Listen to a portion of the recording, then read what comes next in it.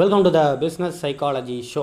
இது தினமும் மதியம் 2 மணி அளவில் நம்முடைய ஹியூமன் எக்ஸ்பர்ட் தமிழில் உங்களுக்காக ஒளிபரப்பப்படுகிறது. ஸோ உங்களுக்கு ஒரு பிஸ்னஸ் இன்ட்ரெஸ்ட் இருந்தது அப்படிங்கிற பட்சத்தில், நீங்கள் ஆண்டர்ப்ரனர் ஆகணும் அப்படிங்கிற பட்சத்தில், ஆண்டர்ப்ரனர் ஆகிருக்கீங்க பட்சத்தில் தாராளமாக நீங்கள் இது பண்ணலாம்.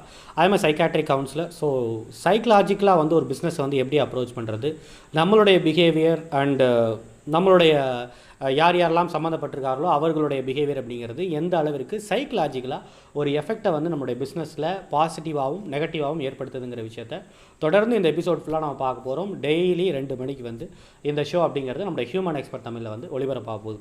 இன்றைக்கு அதனுடைய முதல் விஷயமாக இன்றைக்கி நம்ம பார்க்க போகிறது என்ன அப்படின்னு சொன்னால், நாமளும் ஒரு சித்தார்த்தை போல இருக்கணும் அப்படின்னு சொல்லிட்டு. என்ன அப்படின்னா, ஜிகர்தண்டா அப்படிங்கிற ஒரு படத்தை நீங்கள் கண்டிப்பாக பார்த்துருக்க வாய்ப்பு இருக்குது. ஸோ பார்க்கலன்னா தாராளமாக நீங்கள் பாருங்கள். அது ரொம்ப முக்கியமான ஒரு பிஸ்னஸ் ஸ்ட்ராட்டஜியை சொல்லக்கூடிய ஒரு படம்.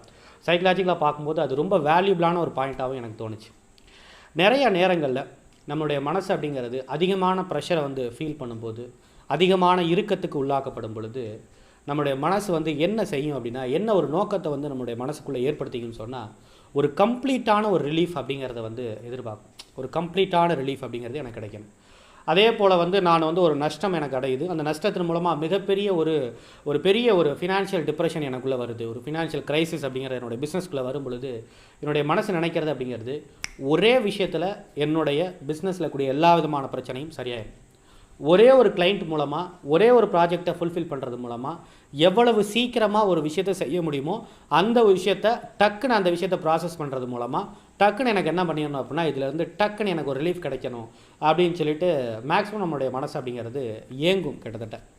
ஸோ அப்படி ஒரு விஷயம் என்பது சாத்தியமாக இல்லையா அப்படின்னு சொல்லி கேட்டிங்கன்னா, பல நேரங்களில் ஈவன் 95% சொல்லிடலாம், பல நேரங்களில் அது சாத்தியம் இல்லாமல் போவதற்கு நிறைய வாய்ப்புகள் என்பது இருக்குது. ஏன்னா பல நேரங்களில் இந்த மாதிரியான ஒரு பர்ஃபெக்டான, ரொம்ப பர்ஃபெக்டான ஒரு விதமான சொல்யூஷனை யோசித்து தான் பல பேர் எதிர்பார்த்து அன்றைக்கு கிடைக்கக்கூடிய வாய்ப்புகள் எல்லாத்தையும் மிஸ் பண்ணிவிட்டு, ஏன்னா நான் பர்ஃபெக்டான சொல்யூஷனுக்காக வெயிட் பண்ணிட்டு இருக்கேன்னு சொல்லிட்டு அன்றைக்கு கூடிய சின்ன சின்ன வாய்ப்புகள் எல்லாத்தையும் மிஸ் பண்ணிவிட்டு கடைசியாக பிஸ்னஸை விட்டு போகின்ற அளவிற்கு, பிஸ்னஸ்லேருந்து அப்பாற்பட்டு போகின்ற அளவிற்கு ஒரு நிலைமை அப்படிங்கிறது அவர்களுக்கு விடுகிறது. ஸோ இந்த ஒரு சேம் சுச்சுவேஷன் தான் கிட்டத்தட்ட ஜிகர்தண்டாவில் அந்த ஹீரோவுக்கு இருக்குது, சித்தார்த்து. அவர் எப்படிப்பட்டவர் அப்படின்னு சொன்னால், உண்மையிலே ஒரு நல்ல ஒரு ஸ்போர்ட்டிவான ஒரு நல்ல ஒரு கதையை எடுக்கணும், ஒரு நல்ல ஒரு ஃபிலிம் டைரக்ட் பண்ணணும் அப்படிங்கிற அடிப்படையில் தான் மதுரைக்கு போவார். மதுரையில் ஒரு வீரனை, ஒரு கேங்ஸ்டாரை நம்ம ஒரு படமாக தத்ரூபமாக எடுக்கணும் அப்படிங்கிறதுக்காக போவார். இது பொதுவாக எல்லா விதமான டேரக்டரும் செய்யக்கூடிய ஒரு விஷயந்தான். அப்படி போகும்பொழுது என்ன ஆகும் அப்படின்னு சொன்னால், கொஞ்சம் கொஞ்சமாக அந்த டேரக்டர்கிட்ட அந்த ஹீரோ கிட்ட இருந்து, அந்த முக்கியமாக அந்த கேங்ஸ்டார், அந்த ஹீரோன்னு சொல்லப்படக்கூடிய அந்த கேங்ஸ்டார்கிட்ட இருந்து நெருங்கணுங்கிறதுக்காக எத்தனையோ முயற்சி பண்ணுவார். முயற்சியெல்லாம் தோல்வி அடையும். கடைசியாக அவருக்கே பிடிச்சி போயிடும். அவரே என்ன பண்ணிடுவார், அந்த கேங்ஸ்டர் கூப்பிட்டு சித்தார்த்தை என்னை வச்சு நீ படம் பண்ண ஆசைப்படுறல, சூப்பராக படம் பண்ணலாம், நான் என்னுடைய விஷயத்தை பூராத்தையும் கிட்டத்தட்ட வாக்கு மூலமாகவே தரேன் அப்படின்னு ஒரு பந்தால் அவர் சொல்லுவார். அப்படி சொல்லிக்கிட்டே இருக்கும்பொழுது சித்தார்த்துக்கு கொஞ்சம் கொஞ்சமாக தோணக்கூடிய ஒரு விஷயம் என்னென்னா, இவரை வச்சு எவ்வளவோ அவர் நடிச்சு காட்ட சொல்லுவார், எல்லாம் பண்ணி காட்ட சொல்லுவார். பட் இவரை வைத்து படம் பண்ண முடியாதுங்கிற ஒரு நிலைமைக்கு அவர் தள்ளப்படுவார். அவருக்கு ரொம்ப கிறிஸ்டல் கிளியராக தெரியற ஒரு விஷயம் அப்படிங்கிறது, இவரை வைத்து இந்த ஒரு விஷயத்தை நம்மால் செய்துவிடவே முடியாது அப்படின்னு. பட் அவருக்கு கிடைச்சக்கூடிய சான்ஸ் அப்படிங்கிறது இவரை வச்சு தான் பண்ணணும் அப்படிங்கிற ஒரு கிட்டத்தட்ட அந்த சூழ்நிலை அப்படிங்கிறது அப்படிப்பட்ட ஒரு நகர்த்தி கொண்டு போயிருக்கு. ஏன்னா ஒரு ப்ரொடியூசரே என்ன பண்ணுவார் அப்படின்னு சொன்னால், அந்த கேங்ஸ்டர் என்ன பண்ணிடுவார், அதான் நம்மளுடைய அந்த நேஷ்னல் அவார்டெலாம் வாங்கினார் இல்லையா, பாபி சிம்ஹா. ஸோ அவர் என்ன பண்ணுவார் அப்படின்னா, அந்த ப்ரொடியூசரையே பிடிச்சி கையில் வச்சுருவார். ஸோ இந்த படத்தை நீங்கள் முடிச்சு கொடுக்காமல், எனக்காக பண்ணி கொடுக்காமல் நீங்கள் போக முடியாதுங்கிற மாதிரியான ஒரு ஸ்ட்ராட்டஜிக்குள்ளே, ஒரு விதமான கிட்டத்தட்ட ஒரு டிப்ரெஷனுக்குள்ளே அவர் கொண்டு வந்துடுவார். ஒரு சர்க்கிள்குள்ளே அவர் அவர் கட்டம் கட்டிடுவார் கிட்டத்தட்ட சித்தார்த்தை.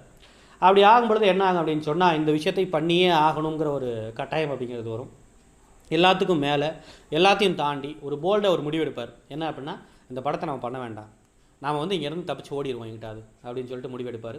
அதற்கு முதல் முறையாக முயற்சி பண்ணுவார், அதுலேருந்து தோற்று போயிடுவார். 2வது முறையாக முயற்சி பண்ணலான்னு எல்லா விதமான விஷயத்தையும் அவர் செஞ்சுக்கிட்டு இருக்கும்பொழுது, திடீர்னு ஒரு தாத்தா, எப்பயுமே ஒரு போரிங்கான ஒரு கேரக்டர் அந்த படத்தில் இருக்கும், போராக எல்லாத்துக்கும் கதை சொல்லிக்கிட்டு ஒரு பெட்டிக்கடை வச்சிருக்கக்கூடிய ஒரு தாத்தா திடீர்னு நைட் நேரத்தில் திடீர்னு ஒரு அட்வைஸ் பண்ணுவார். என்ன அப்படின்னா, நானும் கிட்டத்தட்ட இந்த மாதிரி கதை சொல்லிட்டு இருக்கேன் இல்லையா, ஸோ நானும் ஒரு காலத்தில் அசிஸ்டன்ட் டைரக்டராக இருந்தவன் தான். ஸோ அசிஸ்டன்ட் டைரக்டராக இருந்து கதை சொல்லி நாம் ஒரு பெரிய ஆள் ஆகணும்னு, ஒரு டைரக்டர் ஆகணும்னு முயற்சி பண்ணவன் தான். பட் என்னால் அதை செய்ய முடியல. காரணம் அப்படிங்கிறது என்னுடைய வரட்டு பிடிவார். என்னுடைய ப்ரொடியூசர் என்ன சொன்னார்னா, அவருடைய தம்பியை வச்சு அல்லது அவருடைய மச்சானை வச்சு ஒரு படம் பண்ணணும் அப்படின்னு சொல்லிட்டு, இல்லை தம்பி பையனை வச்சு ஒரு படம் பண்ணணும்னு சொல்லிட்டு அவர் நினச்சார். நான் முடியவே முடியாதுன்னு. இந்த கதைக்கு வந்து அவன் ஃபிட்டே ஆக மாட்டான். இதற்கு அவனை வச்செல்லாம் பண்ணவே முடியாது. அவன் வந்து ஒரு கதாபாத்திரத்துக்கே வந்து எந்த விதமான கதாபாத்திரத்துக்கும் ஃபிட் ஆக மாட்டான்னு சொல்லிட்டு நான் வந்து உதறி தள்ளிட்டேன். அப்போ அந்த ப்ரொடியூசர் என்னை விட்டு போனதுக்கு பிறகு எந்த ஒரு ப்ரொடியூசரும் என்னை அப்ரோச் பண்ணவே இல்லை. எந்த ஒரு வாய்ப்புகளும் ஒரு தடவை என்னை விட்டு போகும் பொழுது பிறகு என்னுடைய எந்த விதமான வாய்ப்புகளும் என்னை வந்து அப்ரோச் பண்ணவே இல்லை அப்படின்னு அவர் சொல்வார். ஸோ இதை நினச்சிட்டு ரொம்ப வந்து வெக்ஸான ஆள் என்ன பண்ணுவார்னா, அந்த சான்ஸை வந்து அப்படியே ஏற்றுக்கிட்டு அந்த ஒரு விஷயத்தை செய்யணும்னு சொல்லிட்டு கடைசியாக வந்து ஒரு மாதிரி வேறு லெவலான ஒரு அவுட்புட்டை மொத்தத்தில் ஒரு ரிசல்ட்டை கொடுப்பாரு. அது அனைவராலும் ஏற்றுக்கொள்ளப்படக்கூடிய வரவேற்கத்தக்க ஒரு விஷயமாக மாறிப்போம். இதான் அந்த படத்தினுடைய கதை. ஸோ என்றைக்குமே ஜிகர்தண்டா சித்தார்த்த மாதிரி தான் பல நேரங்கள் நம்ம யோசிப்போம். என்ன அப்படின்னு சொன்னால், அந்த விஷயத்துலேருந்து எப்படியாவது வெளியில் போயிடணும். இந்த ஃபஸ்ட் ஹாஃபில் வரக்கூடிய சித்தார்த்த மாதிரி தான் எப்படியாவது அந்த விஷயத்துலேருந்து அந்த ஒன்று பர்ஃபெக்டாக இருக்கணும். நான் சொன்னேன் பார்த்தீங்களா, நம்ம ஒரு ஃபினான்ஷியல் கிரைசிஸில் இருக்கணும்னா ஒரு பர்ஃபெக்டான ஒரு சொல்யூஷன் அப்படிங்கிறது அப்படியே அழகாக வந்து உட்கார்ந்தா அந்த பிரச்சனை பூரா சரியாயிடணும். அப்படிங்கிற மாதிரியான ஒரு சொல்யூஷனை தான் நம்மளுடைய மனது என்பது எதிர்பார்க்கும். ஆனால் அதே சித்தார்த்தை போல் வந்து செகண்ட் ஹாஃபில் கூடிய சித்தார்த்தை போல் வந்து நாம் அதுலேருந்து வெளியில் வர முடியாது. பட் இதுதான் ஒரு ஆப்பர்ச்சுனிட்டி. இந்த ஆப்பர்ச்சுனிட்டியை நம்ம பயன்படுத்திக்கணும்னு சொன்னால் இந்த பிரச்சனைக்கு வேறு மாதிரியான ஒரு சொல்யூஷன் என்பது கிடைக்கும். ஆனால் அதுக்கு நம்ம செய்ய வேண்டியது அப்படிங்கிறது நாம் அதற்கு எஃபோர்ட் போடணும்.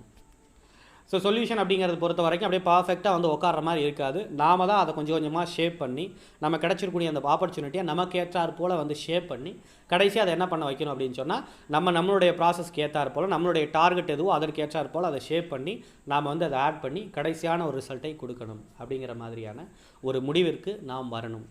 அந்த நேரத்தில் நாம் வந்து பலவீனமாக இருக்கிறனால, ஃபினான்ஷியல் கிரைசிஸில் இருக்கிறனால, நம்மளுடைய மனம் என்பது ரொம்ப பலவீனமாக இருக்கிறனால அந்த நேரத்தில் நம்மளுடைய மனதினுடைய பேச்சை கேட்கக்கூடாது. அதை மட்டும் நம்ம ரொம்ப தெளிவாக தெரிஞ்சுக்கணும். பல பேர்த்துக்கு முக்கியமாக இந்த மாதிரியான சுச்சுவேஷன் வரும்போது பல பேர்த்துக்கு குழப்பம் வரக்கூடிய ஒரு கேள்வி என்னென்னா, எனக்கு ஒரு டார்கெட் இருக்குது சார், அந்த டார்கெட்டுக்கு சம்மந்தமே இல்லாத ஒத்தே வராத ஒரு ஆப்பர்ச்சுனிட்டிங்கிறது எனக்கு வந்திருக்கு. ஸோ இந்த நேரத்தில் இந்த ஆப்பர்ச்சுனிட்டியை நான் பயன்படுத்திக்கிறேங்கிற பேச்சில் அதுக்கு நான் போக ஆரம்பித்தேன்னா என்னுடைய டாஸ்க், என்னுடைய கோல் இருக்கு இல்லையா, அதுலேருந்து நான் விலகி போகிறது போல் ஆகிடும் இல்லையா. இந்த ஆப்பர்ச்சுனிட்டி மிஸ் பண்ணக்கூடாதுன்னு நான் அப்படி போகிறேன்னா அந்த மாதிரி ஆகிடும். இதே வந்து நான் ஆப்பர்ச்சுனிட்டி போயிட்டு போகுது அப்படின்னு சொல்லிட்டு என்னுடைய கோலை மட்டும் வச்சுக்கிட்டு நான் மட்டும் அதை காத்திருந்தேன்னு சொன்னால் கடைசியாக எனக்கு ஒரு வேலை மீண்டும் அந்த ஆப்பர்ச்சுனிட்டி என்பது வராமல் போவதற்கு நிறைய வாய்ப்புகள் இருக்குது. அப்போ இந்த ரெண்டுத்துக்கு நடுவில் நான் என்ன சார் செய்கிறது, எப்படிப்பட்ட ஒரு தெளிவான ஒரு முடிவு எடுக்கணும்? சைக்கலாஜிக்கலாக இதற்கான சொல்யூஷன் அப்படிங்கிறது என்னென்னா ரொம்ப சிம்பிளாக நாம் தெரிந்து கொள்ள வேண்டியது, எந்த அளவுக்கு இந்த ஆப்பர்ச்சுனிட்டியை நமக்கு ஏற்றார் போல் மாற்றிக்கிட்டு இது எந்த அளவிற்கு வந்து கோலுக்கு ஏற்றார் போல் மாற்ற முடியும் அப்படிங்கிறத வந்து நம்ம யோசித்து பார்க்கணும். அதில் கொஞ்சம் டைம் தான் சார் செலவாகும். ஆனாலும் ஓரளவுக்கு இந்த கோலுக்கு ஏற்ற மாதிரி வேறு மாதிரி வந்து இந்த கோலை வந்து நம்ம ரீச் பண்ணிடலாம். ஏன்னா நம்மளுடைய அல்டிமேட் கோல் என்னன்னு நமக்கு தெளிவாக தெரியும்.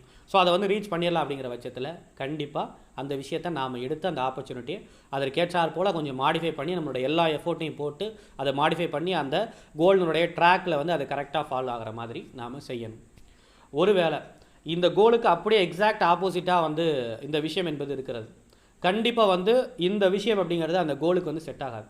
இது ஒரு வேளை இதில் இருந்து நமக்கு ரிசல்ட் வந்தாலும் கூட அந்த கோலை அச்சீவ் பண்ணுற அளவிற்கான ஒரு ஈக்குவலான ஒரு விஷயத்தை நமக்கு கொடுக்காது. அந்த கோலை அச்சீவ் பண்ணுறதுக்கு இது எந்த வகையிலும் உதவாது. மொத்தத்தில் இது கால தாமதத்தை தான் ஏற்படுத்துமே தவிர இது எந்த வகையிலுமே இது உதவாது அப்படின்னு நமக்கு எக்ஸாக்டாக தெரிஞ்சதுன்னு சொன்னால் நாம் செய்ய வேண்டியது அப்படிங்கிறது கண்டிப்பாக இந்த ஆப்பர்ச்சுனிட்டியை விடுவதில் தவறு இல்லை. அதான் முக்கியமானது. ஒரு ஆப்பர்ச்சுனிட்டி போயிடுச்சு அப்படின்னு சொன்னால் இன்னொரு ஆப்பர்ச்சுனிட்டி வருமா சார், அதுக்கான டைம் ஆயிருமே சார், இவ்வளோ டைம் வந்து இவ்வளோ நம்ம கஷ்டப்பட்டுருக்கோமே, இந்த ஆப்பர்ச்சுனிட்டி வருதே, பட் இந்த ஆப்பர்ச்சுனிட்டி பெசாடுக்கு பயன்படுத்தி இந்த கோலையே விட்டுறலாமா அப்படின்னா இவ்வளவு நாள் நாம் கஷ்டப்பட்டது அந்த கோலுக்காகத்தான். அந்த கோலையே நாம் இழக்கிறோங்கிற பட்சத்தில் நம்மளுடைய சுயத்தை இழப்பதற்கு சமம். நம்மளுடைய ஒரு செல்ஃப் இமேஜ் இருக்கு இல்லையா, அந்த what is the meaning of my life, what is the meaning of my self அப்படின்னு கேட்டால் that is a reaching the goal அப்படின்னு தான் நம்ம சொல்லுவோம். ஸோ அப்போ அந்த கோலை நம்ம இழக்கிறங்கிற பட்சத்தில் what is the meaning of my life, what is the meaning of my self அப்படிங்கிறதுக்கான ஆன்சருங்கிறது ஜீரோங்கிற மாதிரி தான் ஆகும் இல்லையா. ஸோ மொத்தத்தில் கிட்டத்தட்ட சிச்சுவேஷனல் அக்யூஸ்டாக மாறி, கிட்டத்தட்ட அந்த சிச்சுவேஷனுடைய அரெஸ்டடாக மாறி, கிட்டத்தட்ட சிச்சுவேஷனல் அக்யூஸ்டாகவே மாறி அந்த ஒரு விஷயத்தை தான் நான் வந்து செய்கிற மாதிரி ஆகும். ஸோ அப்போ என்றைக்குமே என்ன பண்ணிடக்கூடாதுன்னு சொன்னால் கோலுக்காகத்தான் ஆப்பர்ச்சுனிட்டியை வந்து நம்ம மேக் பண்ணணுமே ஒழிய ஆப்பர்ச்சுனிட்டி கிடைக்குதுங்கிறதுக்காக அப்படியே வந்து நம்ம கோலு போனாலும் பரவாயில்ல அப்படின்னு சொல்லிட்டு நாம் செய்து விடக்கூடாது. அந்த ஒரு விஷயத்தை ரொம்ப கிறிஸ்டல் கிளியராக இந்த விஷயங்களை புரிஞ்சுக்கணும். ஸோ இந்த மாதிரி நிறைய விதமான ஐடியாஸ் அப்படிங்கிறது நம்ம பிஸ்னஸ் சைக்காலஜியில் அப்கமிங்கில் பண்ணிகிட்டு இருக்கோம். ஸோ இந்த மாதிரி ஒரு பர்சனலான இண்டிவிஜுவலான ட்ரைனிங் அப்படிங்கிறது எனக்கு தேவைப்படுது. ஏன்னா நீங்கள் சொல்லக்கூடிய கான்செப்ட் கிட்டத்தட்ட என்னுடைய விஷயத்துக்கு ஏற்றார் போல் வருது. பட் அதே நேரத்தில் எனக்கு இண்டிவிஜுவலான ஒரு ட்ரைனிங் அப்படிங்கிறது தேவைப்படுது, ஒரு கவுன்சிலிங் அப்படிங்கிறது தேவைப்படுது. ஏன்னா எப்படி யோசிக்கிறதுன்னு தெரியல, நிறைய கன்ஃபியூஷன் இருக்குன்னு நீங்கள் நினச்சிங்கன்னா தாராளமாக இதான் எங்களுடைய நம்பர், நீங்கள் தாராளமாக கான்டாக்ட் பண்ணலாம். That is what. Thank you so much. Rajkumar Pandian from the human expert Tamil. மீண்டும் நாளை மதியம் 2 மணி அளவில் வந்து பிஸ்னஸ் சைக்காலஜிங்கிற இந்த சேம் ஷோவில் நம்ம சந்திப்போம். That is what. தேங்க்யூ.